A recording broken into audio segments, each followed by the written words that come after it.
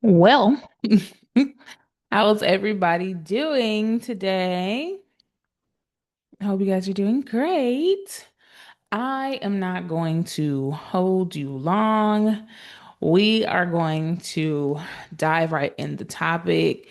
So, we've been discussing strong friends and their struggles and why, it's sometimes hard for people to receive. You know, it can be very hard for people to receive, and particularly the strong friend. Okay. I thoroughly enjoyed our conversation last night. I was ruminating on it last night, and it was like just stirring in me like, man, people are really struggling out here because they really just don't understand how God created them or how God wired them or what their purpose is, right? So sometimes we struggle in purpose as strong friends or as people that are the go-to because we have not fully surrendered to God's identity for us. So what God has called us to, we have not surrendered to. Um, and that's why a lot of people struggle as a strong friend. So I'm excited about tonight's topic. And so, why are you struggling? Why do you struggle to receive? That's what we're talking about tonight. Why do you struggle to receive? Why do you struggle to receive?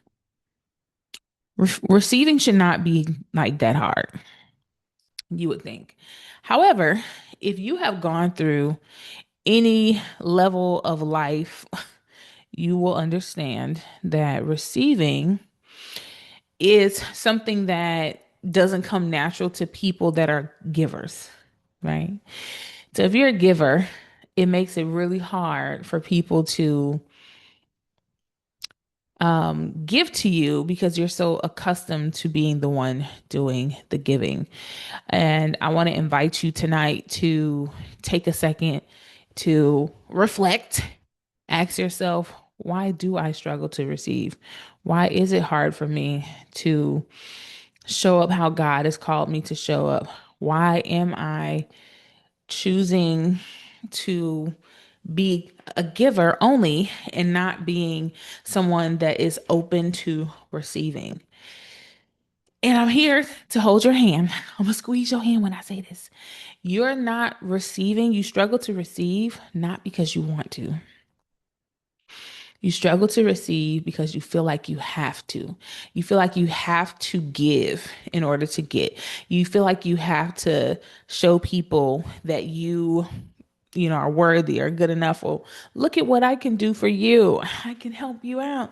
Um, and quietly, we're looking for people to give to us the same way we give. So what we tend to do is we tend to show up in other people's life the way we would like for them to show up for us. Hey, y'all, thanks for hopping on the live.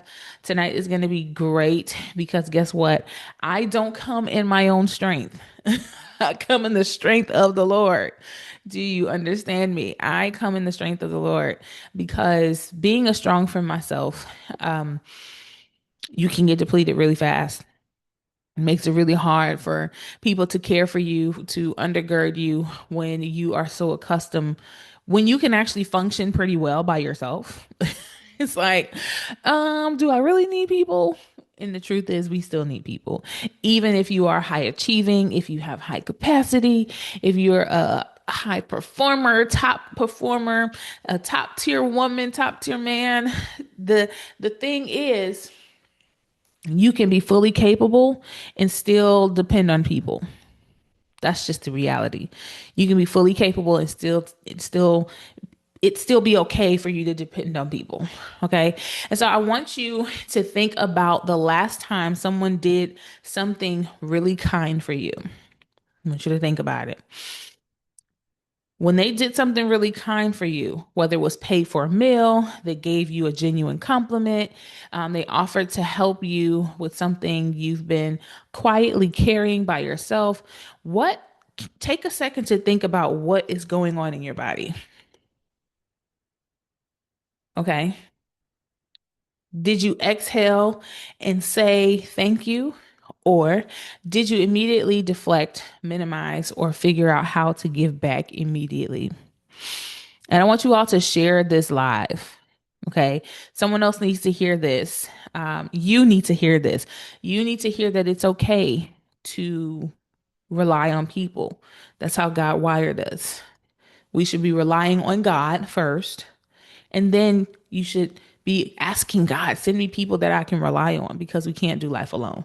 That's just simple. Even if it's just one friend, baby, all you need is one good friend. Okay. All you need is one good friend. And so, what happens internally to us when we feel like we have to give back when someone is giving to us? Like we automatically, uh oh, what happened? Did my life end? Not my live ended on TikTok.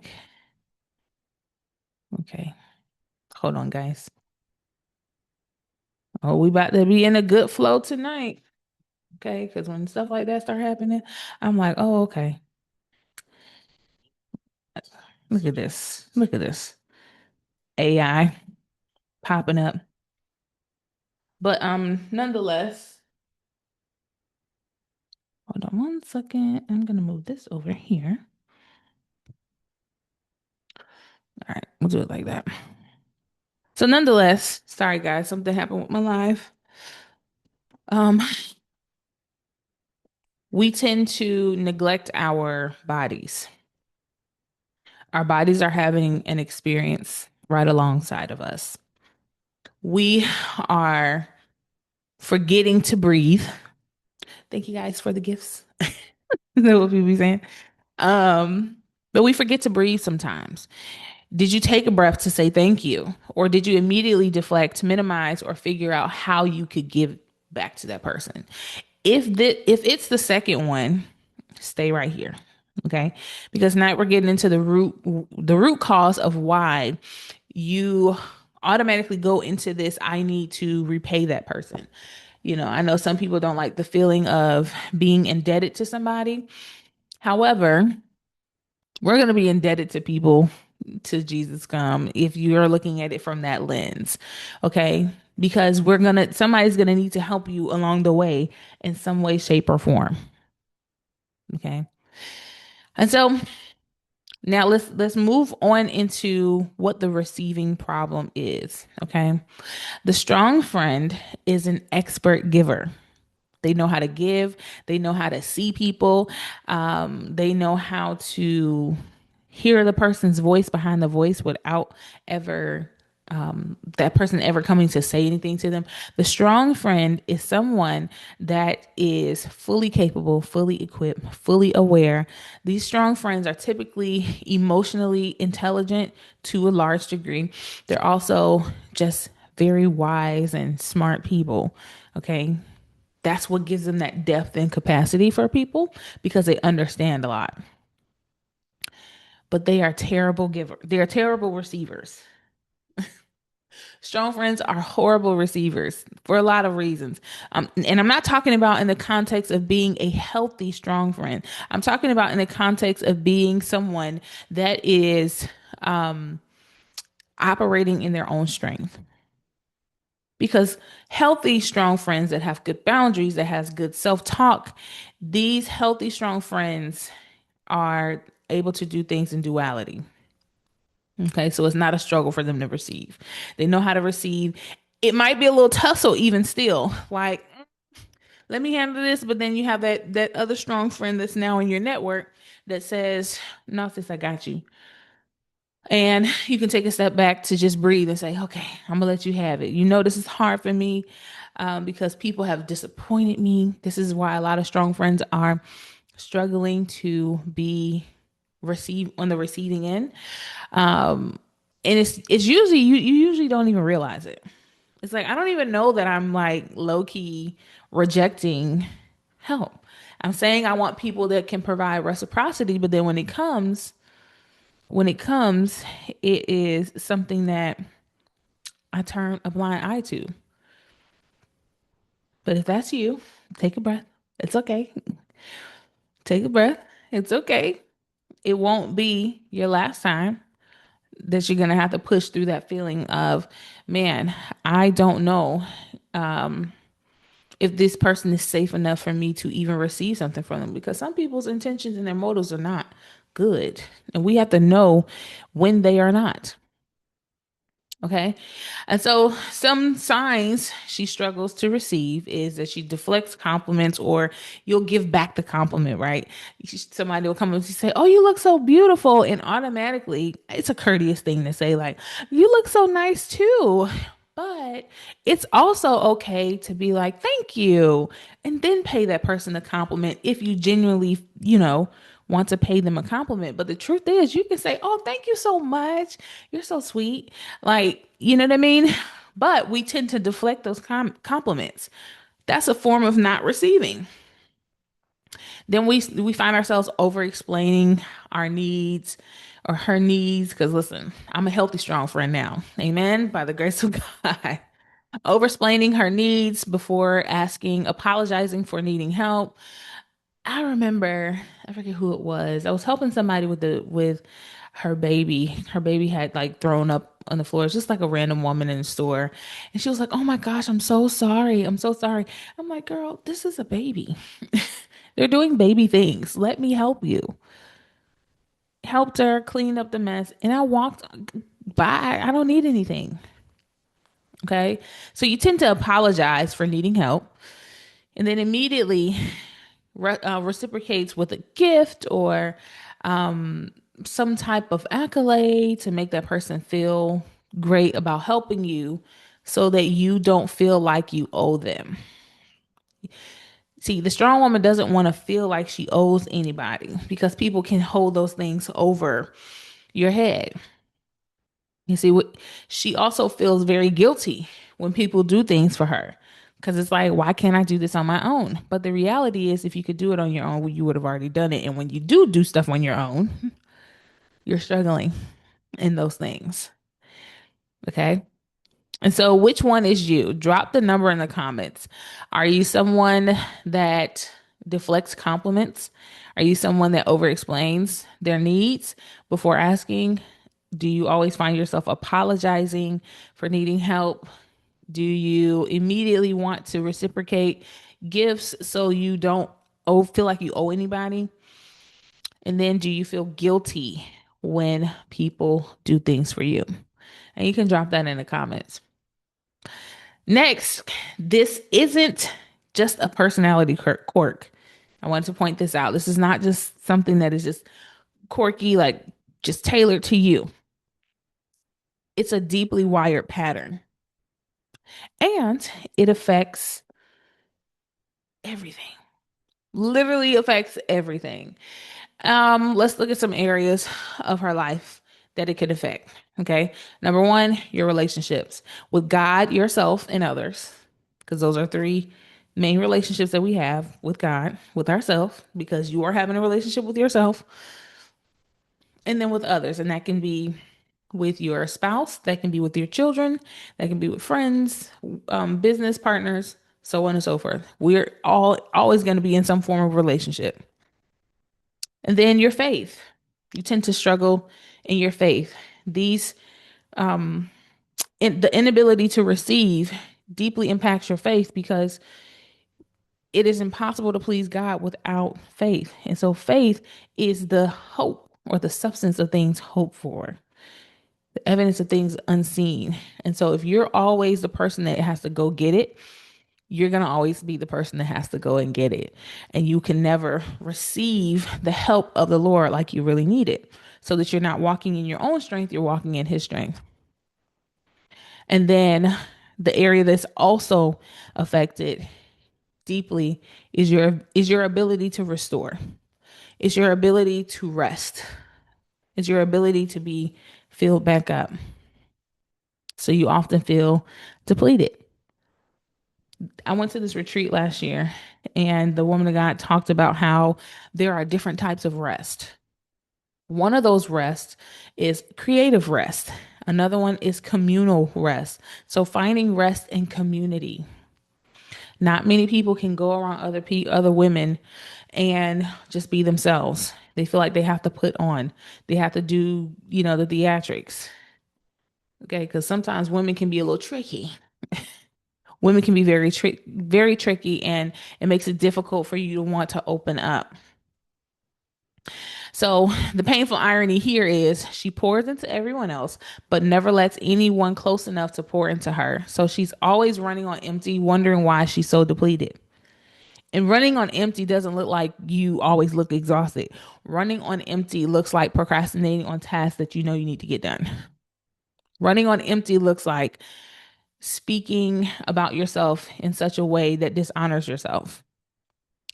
Running on empty also looks like staying in the bed longer than you wanted to, but it's like your body said, girl, we're not going nowhere. That's running on empty. Being able to jump up and go and do things for other people, but you can't go and walk 30 minutes for your life. That's running on empty. It's okay. Take a deep breath. We've all been there to some degree. Okay. And so as you're running on empty, you're always wondering why I feel so drained. Why do I feel like I'm always the person that, you know, I can uplift everybody else, but I'm not able to fully uplift myself sometimes because you're too depleted and you're running off of your intrinsic rewards when you're doing it for other people. And so I want to get into the science behind it because science backs up the Bible backs up science, all of the things. Let's talk about the science behind it. So I do have my certification in I'm a certified master life coach. Okay. ICF certified. So that means I'm certified through the people that oversees all the other people. However, though none of that matter when it comes down to your relationship with God, to your lived experiences, and taking the time to actually do your due diligence to learn yourself and to ask God to teach you what you need to know. Okay, so I've taken lots and lots and lots and lots and lots of time on the subject of the mind because I struggled so deeply with mental health issues. And a lot of the times, all I needed was somebody to talk to. All I needed was somebody to see me and be like, hey, girl, I know you're not okay. All I needed was some intercessors around me that could pick me up in the realm of the spirit and not PREY on me, which is pray. Pray on me. Or like, oh, she's weak. Let me see if I can go ask her to do this, that, and the third. I needed some people around me that could pray for me, PRAY, and they could pray me through and not necessarily have to ask me like, what's going on? No.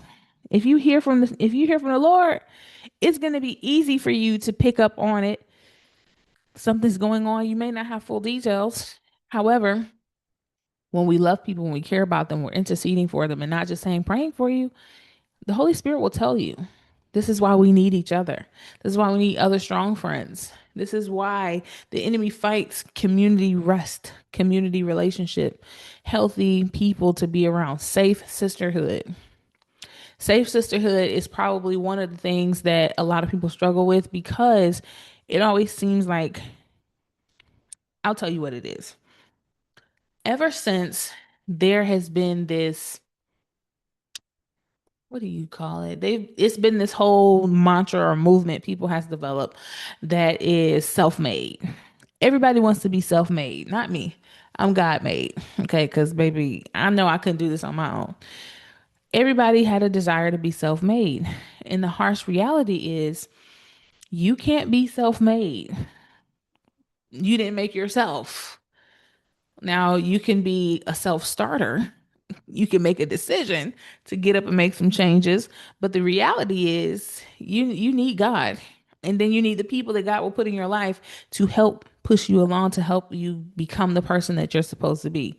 So living in that self-made mode has created ungodly isolation because there's a time that God will separate you from people, but it's made ungodly isolation. And when you start to ungodly isolate yourself, it is very difficult to know your blind spots and to know what you're really struggling with. And this is what a lot of strong friends do. Like we talked about yesterday, there are so many women that have adopted the superwoman role. And I'm going to talk more about the superwoman schema and how this even became a thing. People have put on women this whole plight that she, especially black women, that she has to be strong. She has to be ferocious. She has to be a lioness. She has to be this, that, and the third. Because the enemy's assignment was to wear us out. If I can wear the woman out, if I can tire her out, if I can make her feel less than, I can make it easy for me to get away with being her enemy because the real enemy is Satan. That's the real enemy. And then he takes the inner me and makes it an enemy. Okay.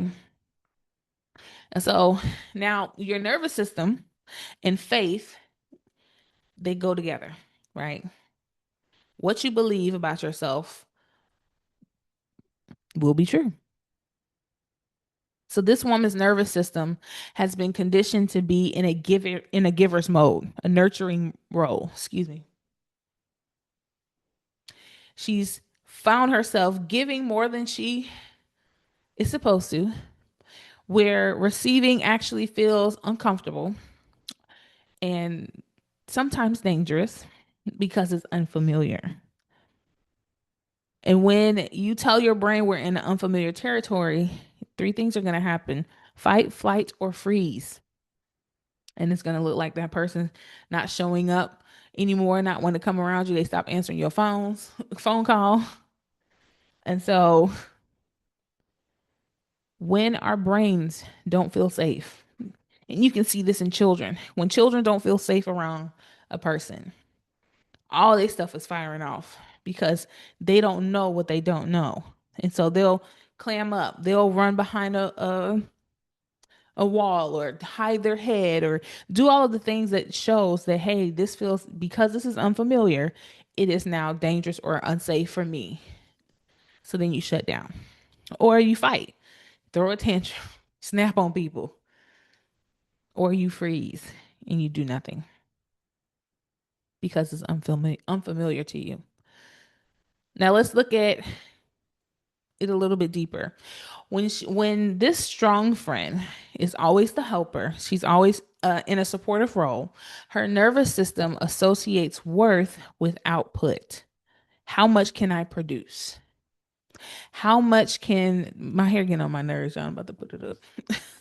How much can I produce? How much can I get done so that I can labor to enter into rest? What can I get done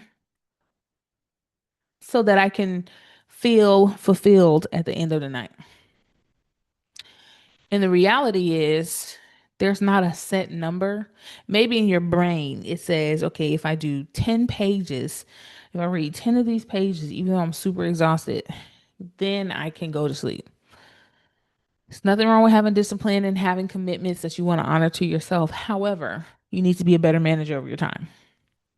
You don't need to put yourself in a position where you're always looking for the next outcome, the next output. What can I do next? Because that begins to weaken the nervous system. And so rest for you feels like a failure. Rest for you feels like a failure, and it shouldn't, because rest is actually a warfare strategy against the enemy. When you rest, what you're saying is, I trust you, Lord. That's exactly what you're saying. And receiving feels like weakness. Weakness. If we are not weak, he cannot be strong. We talked about that a couple of days. This is why God is like, hey, I got you. It's okay to be weak because guess what? Then my strength can kick in. But my strength can't kick in until you come to the end of yourself. And once we come to the end of ourselves, then God is like, great, now I can actually do what I'm supposed to do. Thanks for giving me permission. Right? We'd be giving God permission, like, all right, God, I guess, I can't do nothing else no more. My hands are tied. Why we gotta wait till our hands are tied to allow God to come in? Why not let him in everything? He said, acknowledge me in all of your ways. Not some, but all. And so neuroplasticity is defined as what is going on in your brain, the wiring in your brain, the recreating, the breaking down of the brain, and how the brain can rebuild itself because God made us perfect. He gave us everything we needed. So Romans 12:2 says, be transformed by the renewing of your mind. Be ye transformed by the renewing of your mind. Sounds like a little bit of work you got to do there. Sounds like neuroplasticity because neuroplasticity, in its definition, let me pull this up real quick because I did not write this portion down. Neuroplasticity is the brain's lifelong ability to reorganize its structure, functions, and neural connections in response to learning, experience, and get this, injury. It allows the brain to form new neural pathways, structural, or adapt how it processes information, functional. The key benefits include improved cognitive function, recovery from brain injuries, and emotional resilience. Sounds like that's exactly what a lot of us need. And the Bible gives us how to do that. It says, be transformed by the renewing of your mind. To renew something means to do over, it means to make anew. Okay. To renew, to resume an activity after an interruption, to extend for a further period the validity of a license, subscription, or contract. In other words, we have a contract with heaven. We have to put our brains back on heaven's algorithm. You got to renew your license, your heavenly license. You got to renew your subscription. You got to stay in covenant. And how you stay in covenant is by renewing your mind. So when we renew ourselves, when we renew our minds, and don't get me started about the spirit of your mind, because baby, I went on a tangent about the spirit of your mind, and that thing is deep. And I'll just give you a little bit of what God gave me. The spirit of your mind. The Bible talks about healing the spirit of your mind. The spirit of your mind is literally your subconscious. It is where all of your thoughts and fears and all these things they live. So any trauma that you have is stored in the spirit of your mind. And so when you're renewing your mind, you then have to get inner healing and deliverance from the spirit in the spirit of your mind so that you can resume normal activity after interruption. That's what renewing your mind daily, because sufficient are the troubles for today. If we have enough troubles as it is today, we don't need to focus on what tomorrow holds per se. Yes, we can write the vision, make it plain, all of the things, think about our future, sure, but stay in the here and now.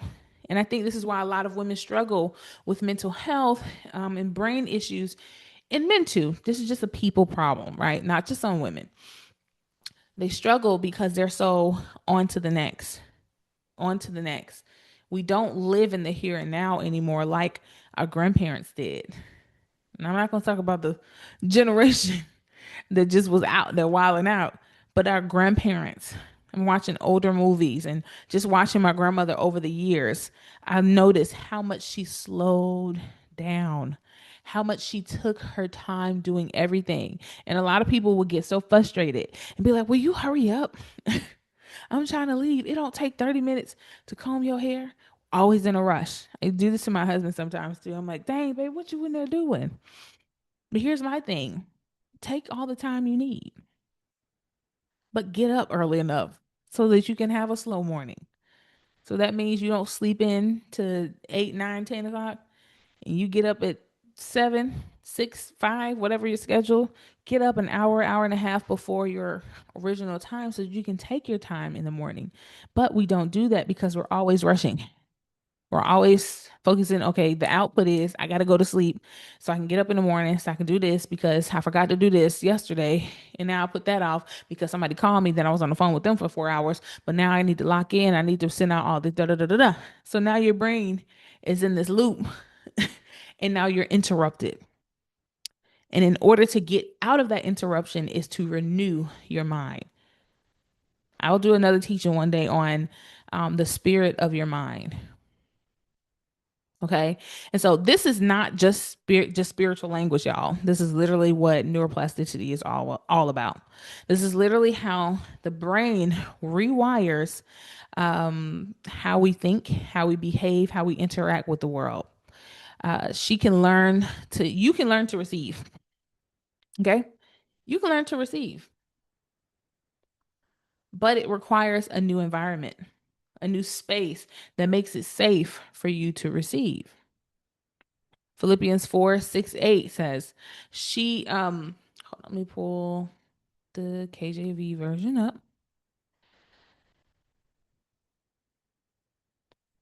Philippians 4, let's do the English Standard Version. Philippians 4:6-8, it says, do not be anxious about anything, but in everything by prayer and supplication. With thanksgiving, let your requests be made known to God. And the peace of God, which surpasses all understanding, will guard your hearts and your minds. Okay, in Christ Jesus. Finally, brothers, whatever is true, whatever is honorable, whatever is just, whatever is pure, whatever is lovely, whatever is commendable, if there is any excellence, if there is anything worthy of praise, think about these things. Philippians 4:6-8. The Bible literally tells us how to rewire our brains, y'all. The Bible literally tells us, yes, you have gone through those traumas and those injuries and all of the things. However, I've given you the wisdom you need so that you can fix that, you can repair that. Okay. So you've been told before, bring everything to God in prayer, just pray about it. And that's right. But you're doing that for everybody else, but not yourself. When was the last time you actually brought your needs to God without a follow up action plan? When's the last time you prayed and just prayed so that you can focus on the good things and not be in dire need of something? When's the last time you did that? And I want to ask you, when you pray, not if, when you pray, because we all get to the point where we're going to pray eventually on a regular basis. When you pray, are you mostly asking for others, or do you give yourself permission to ask yourself for yourself too? Do you give permission to come and make requests, not just for others, but for yourself? Yes, we are called to intercede for others. However, we also need to make sure that we are praying for ourselves as well, and we're petitioning. It says it right there in Philippians 4. With all prayer and supplication, make your request made known. Not their request, but your request made known. Be honest. Drop it in the comments if you want, or send me a DM later and we can talk about it. Okay? And I'm saying this because the body is keeping score. The body keeps score. Chronic giving without receiving, excuse me, shows up as fatigue, resentment, numbness, and disconnection. It's not weakness, it's literally your biology. It's how you are made up. Your body is always going to communicate to you something is going on. Red flag, red flag. God literally made us perfect. I can't go back. I can't say anything more than he has literally made us perfect.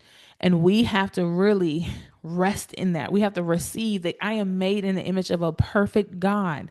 And so he knows everything that we know. But the enemy wants us to perish because we don't have the knowledge that we need so that we can continue to live and thrive in life. So, what does God say about receiving? Let's dive into this really quickly.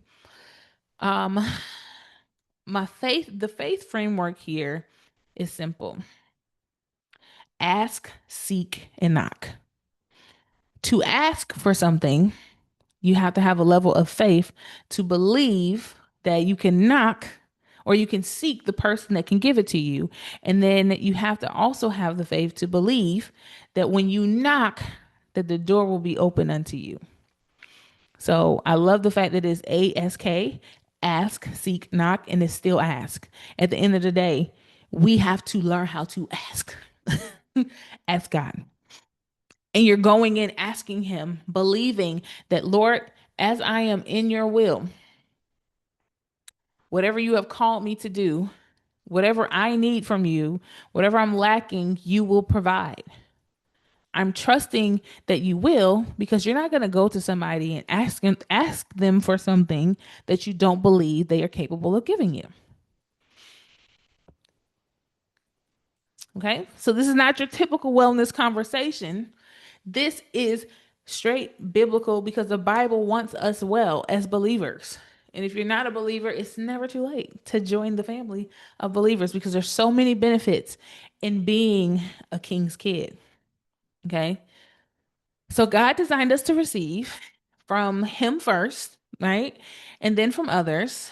Then I will also include receiving from ourselves as well, because a lot of people, they're good to other people, but they're not really good to themselves. They speak to themselves horribly. They will not exercise. They will not drink water, all of the things. So receiving from God so that you can be empowered to give to yourself and then be enabled to receive from others. You see, the strong friend has it in reverse order. She serves everyone and squeezes God and herself in at the end. Do you remember the story about the woman at the well? She came to draw water and left having received something she didn't even know she needed. She didn't even know she was thirsty for it. She knew she was getting water, but she didn't know that she would encounter the one that has the well that will never run dry.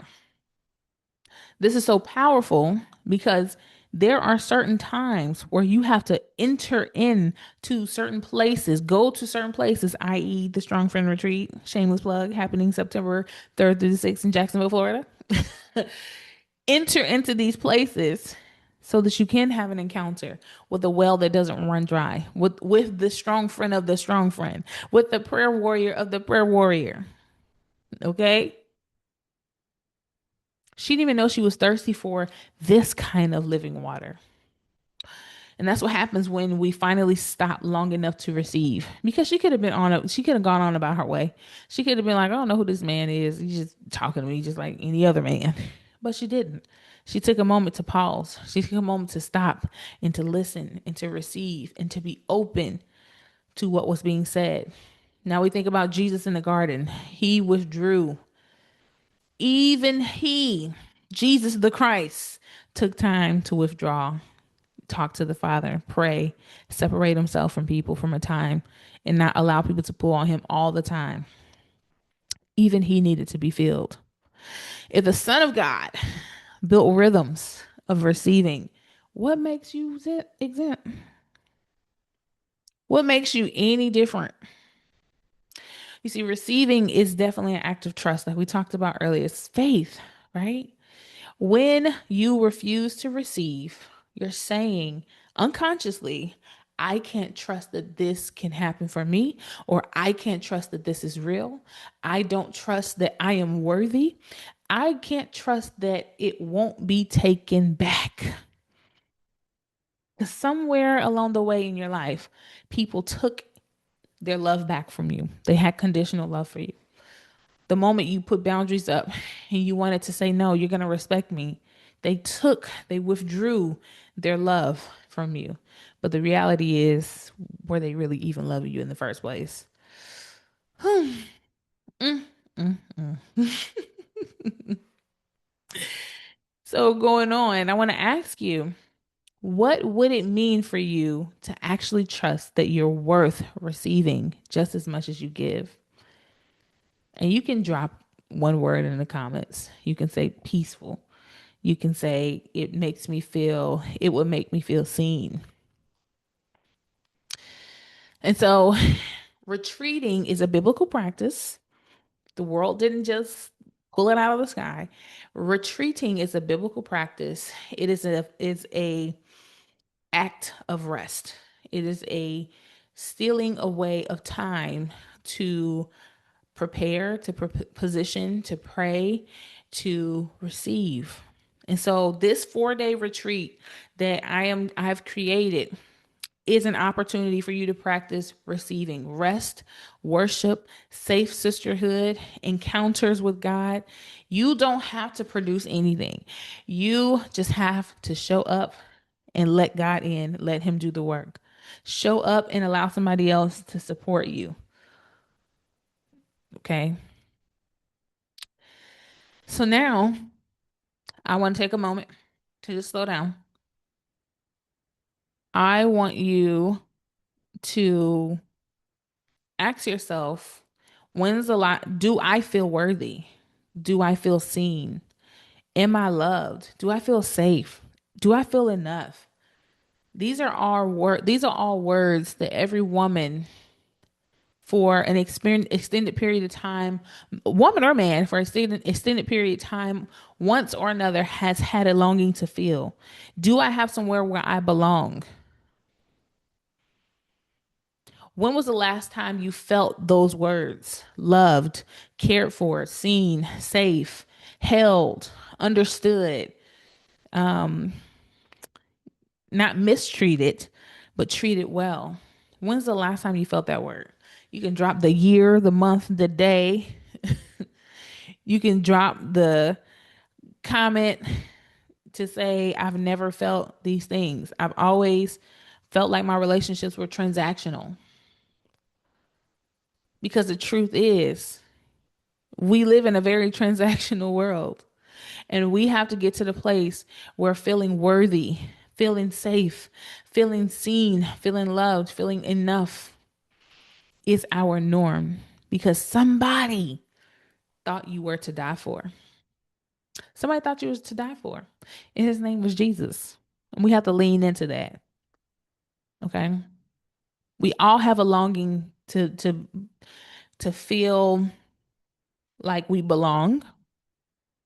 That's that communal rest, finding community, finding your place. I hear a lot of people say, I'm trying to find my people. It's hard to find your people when you're constantly holding on to the people that were not your people. Even if you're out of relationship with them, you're dwelling on everything in the past. You have not renewed your mind to say, those people were just not my people. They're dealing with their own stuff. God has appointed people that's just for me, and I am okay with being in a season of separation until those people come because I want to renew my mind so that when they do come, I can receive them. Because there's nothing worse than someone trying to love you and you constantly pushing them away. This is one guy that my husband used to hang out with. He says, sometimes it's like a hug and a push when it comes to trying to love his significant other at the time. It feels like she wants to hug me, but she keeps pushing me away because it's like, oh, this love feels good. It feels cuddly. But wait, the last person I did this with or loved or tried to get close to like this, they wounded me so bad.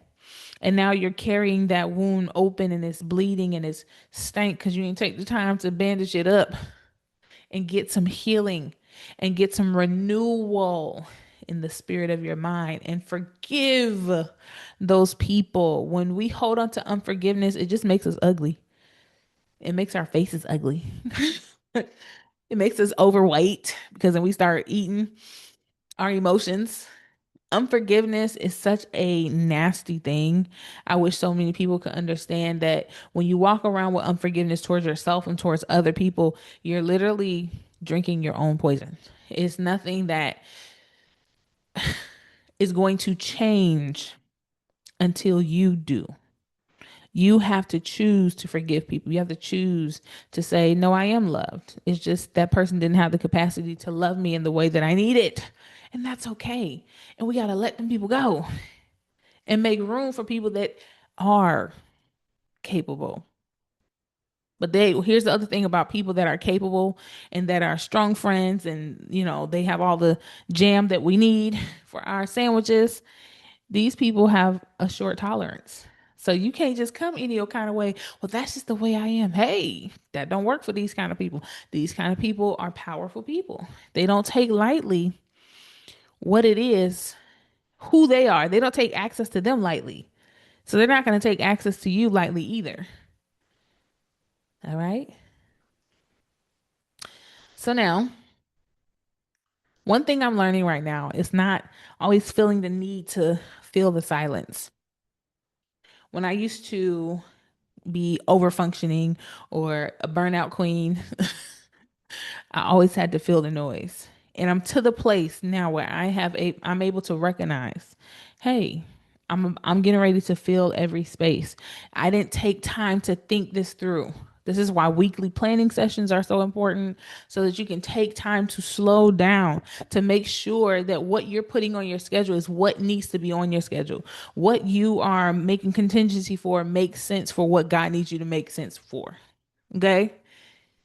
Because let's be honest, y'all be going to some of these events, and God is like, you need to go home. And you get there and you feel like, I should have stayed home. Yeah, because you didn't take no time to think things through, because you have not given yourself the space to slow down. Okay. And so the fact that you're here tonight or watching this replay means something, and you know it's time to make a shift. Everything I just described, the wired to give nervous system, the discomfort with receiving, the longing to finally be in a space where you can exhale, the strong friend retreat was designed to interrupt all of that. That is where you start to learn how to renew your mind. Don't wait till September to start to learn how to renew your mind. Just do it today. Start today with one step and say, God got me. If that's the only thing you can utter out your mouth, that's what you need to say. I'm gonna do the best with what I got because God got me. And so for 4 days, where the only thing required of you is to show up and to receive, no producing, no performing, no being that girl for everybody else, not being the strong one for anyone else. You'll be in a room full of other strong women that get it, and that you won't even have to say a word, and she'll be like, girl, because we know what that means. When we go, girl, that means I hear you, I see you. You see, the nervous system actually needs extended time, not 1 hour, not one day, not a spa trip, not a little staycation. Those are all powerful things. But it needs time to begin to rewire, right? Space, room, and opportunity. And it can happen quickly if we allow God to do the work through us, but we have to give space for him to do that. And then you'll have the strategies and the tools to go back home and continue the process. Okay. And that's why it's 4 days, right? That's why Jacksonville matters, because Jacksonville is really a hidden gem and God is doing some amazing things here. But Jacksonville is where we're going to have this retreat for this year. And this year's theme is redemption. So restoring what was depleted or what was taken, and giving yourself an opportunity to redeem what was lost through connecting with God on a deeper level in a honest way, and then being surrounded by other people who can either walk you through it or just sit with you or just resonate with you and just say, hey, yeah, I get that, because sometimes we feel like we're alone. And so I want to give you permission, your nervous system permission to rest. I want to give your spirit man an opportunity to be filled. I want you to come to Jacksonville. And if receiving has always been hard for you, let registering for this retreat be your first act of receiving. Do it before you talk yourself out of it. Because, we real good, like, well, I got to show up and do this. And I put this on my calendar. Go back and ask God, is this somewhere I need to be? Okay. The founder's pricing is still open in celebration of my birthday, and it closes at midnight on March 30th, and there's only 20 spots left. Okay. General admission is 747 and VIP experience is 1147. We do have Afterpay and Klarna available at checkout if you do need options with payment plans. But this retreat will never be this price ever again because there's so many retreats that are charging two, three, four, even five times as much as I am charging for this retreat because it takes a lot to host an event. Um, but I care more about the impact that it will leave on your life because I've almost encountered retreats where they are literally coming to be energy vampires. They're coming to prey on your vulnerability, prey on your need for rest and healing and restoration. And so, especially for believers, everybody's welcome. Come on. If you come on. I don't want people to leave worse than they came. God doesn't want you to leave worse than you came because you have to be mindful who you open your spirit up to, who you open your wounds up to, because they will take them as ammunition to kill you. I mean, to unalive you in the end. And so you have given and given and given. Now it's your turn to receive. Okay. So the science behind how our brain works and how the Bible is so ever present in every bit and piece, every facet of our lives is so powerful. It's not just jargon. It's not just, semantics. What's in the word of God is proven in science. What's proven in science is in the word of God.